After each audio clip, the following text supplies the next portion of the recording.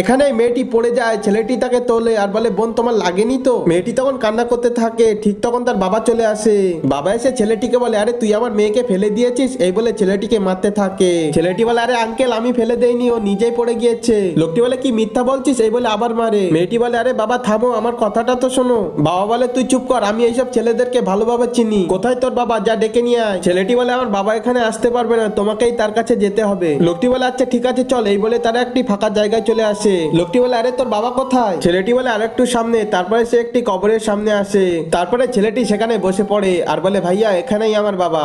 এটা শুনে লোকটি অনেক দুঃখ পায়। মেয়েটি তখন বলে বাবা আমি সাইকেল চালাতে গিয়ে পড়ে গিয়েছিলাম, তখন এই ভাইয়াই আমাকে উঠিয়েছিল, আর তুমি ভাইয়াকে ফালতু ফালতু মারলে। এটা শুনে লোকটি কান্না করতে থাকে আর বলে বেটা তুই আমাকে মাফ করে দিস, আমি না জেনে না বুঝে তোর গায়ে হাত দিয়েছি, আমি অনেক বড় ভুল করে ফেলেছি। এই বলে ছেলেটিকে জড়িয়ে ধরে। ছবিটিকে ভালোবেসে লাইক সাবস্ক্রাইব করো।